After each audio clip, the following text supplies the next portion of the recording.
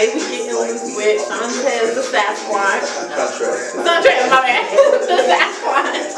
I'll be talking too fast. But so first, can we get a little introduction of you? So basically, you know what I'm saying, I've always literally been a personality, you know what I'm saying? You know, I've always been the funniest person on television, online, you know what I'm saying? I'm known for kicking bitches, niggas, and bossing them up. And so, you know, I used to freestyle for fun, you know what I'm saying? With bitches in the hood and things like that. Like, I actually wrote my first rap when I was like 11. Well, not 11, I'm tweaking. I don't even know where I got that number one. Basically, I wrote my first rap when I was in 9th grade, you know what I'm saying? So, and then after that, you know, I just started freestyling, you know what I'm saying? And I'm like, hold on, you know what I'm saying? Like, these freestyles are not sticking, like, you know, I had my viral moments that mask off freestyle with viral Facebook. And then I did a freestyle to fucking Bodak Yellow that went viral on Facebook.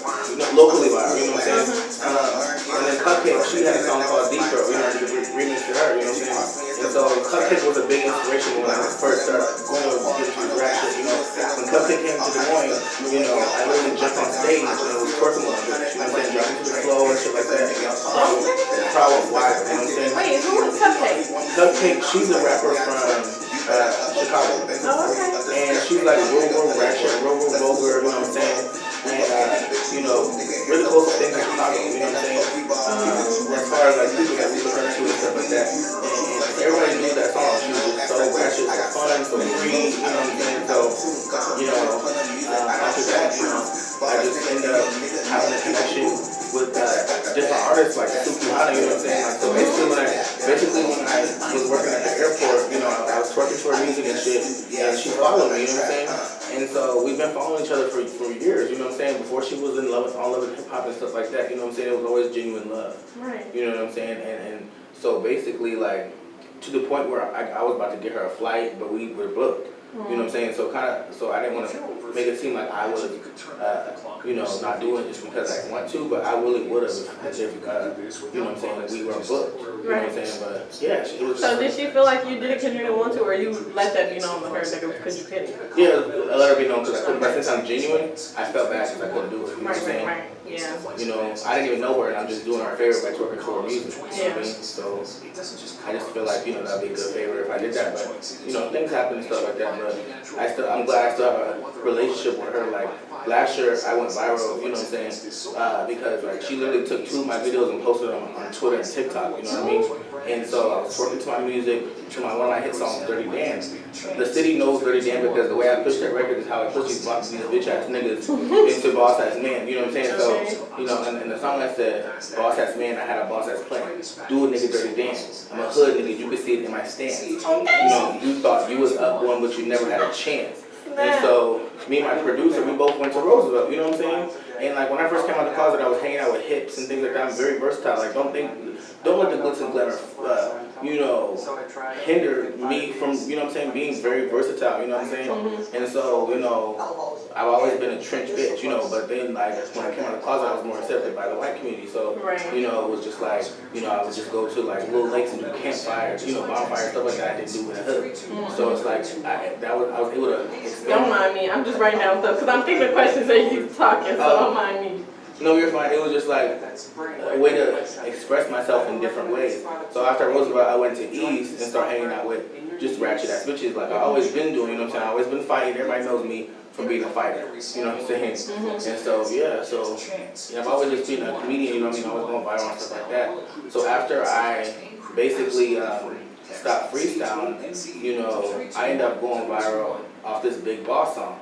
Big boss, I never lost. Big floss, dental. You're fucking up my mental. Pop a nigga, pimpo. Suck his bitch's nipple. She got the memo. You know, I did a funny little. Bars. Yeah. So basically, like, I went viral from that song when I first started writing. You know what I'm saying? The first song I actually wrote after my freestyle era, I did a show in Miami. Set trends in Des Moines because two artists from here went into the same show in Miami. You know what I'm saying? And so I went from the studio to work to sit at the airport until 5 in the morning to take that fucking flight to Miami. I was just walking around all day trying to pass out my flyers and, you know what I'm saying, stuff like that. And like I just did it, you know what I'm saying? And like I was so scared and this and that, but you know, I just have the courage because I just throw myself out there. I don't need nobody to, you know what I'm saying? And so basically after my Big Boss era, where I, you know what I'm saying, went viral and funny shit like that, a lot of people couldn't take me serious as an artist because I came out as a funny rapper, you know. So it's like they couldn't separate the funniness from the music. But then like when I start coming consistent with my delivery, because sometimes like I would just be in hole in the wall at studios and like they just don't believe in me or they just spending too much time on nothing. You know what I'm saying? It wouldn't get me nowhere. So you know, once I branched out and then recorded Dirty Dan in Arizona, you know, I actually gained the recognition that I needed within myself. You know what I'm saying? And so that's why I took Dirty Dan to the next level and everybody knows me. That's all. So how would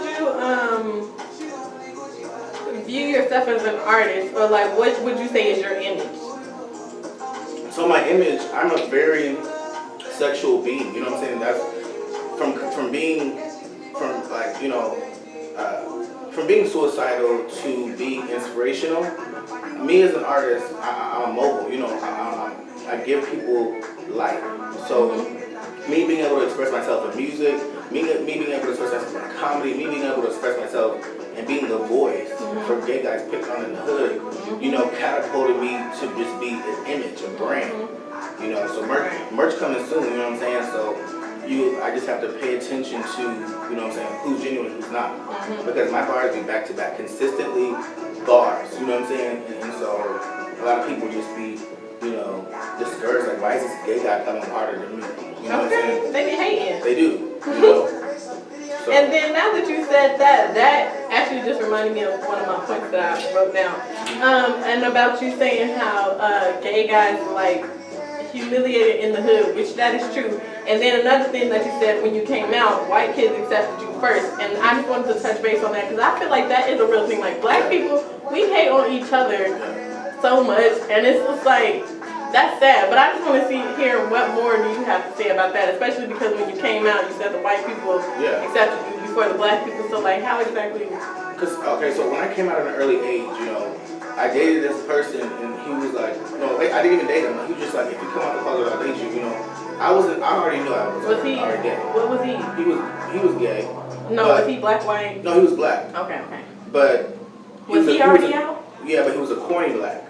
You get what I mean? Bitch, don't use me for my likeness and my... Oh, okay. So he was using you for clout. Basically, you know what I'm saying? Because I used to go around the high school, walking around pigeon-toe. I always set trends, walking around pigeon-toe. I'm not even pigeon-toe. Walking around pigeon-toe, you know, asking weird-ass questions. Who you need to bang in the booty? Who you Jews? And who you need to fuck? Who you need to fucking ask? But a lot of people used to just use those little fun, corny jokes and just make it seem like, you know, they started like, no. You know what I'm saying? And to the point where this nigga literally dyed his fucking hair. I had a mohawk, a red mohawk. This nigga tried to dye his hair in a blue mohawk. You know what I'm saying? So it's like, you try to beat me, but then my get back is stronger. I end up stealing his stepdad. Bye. Seriously, his stepdad literally got me a fucking RV, and not RV, but like a Scooby-Doo van. Okay. You know what I'm saying? Scooby-Doo van, bitch, he got me my first Adventureland season pass. I was always arrowed down. I always took my friends with me to like little shit that my trick was doing for me. Because if I eat, my bitches eat. Okay. So he was always taking me and my bitches out to eat in this and that at an early motherfucking age. Me and my bitches didn't have to worry about who's gonna have the bad, who's this, who's that. You know, I got it all.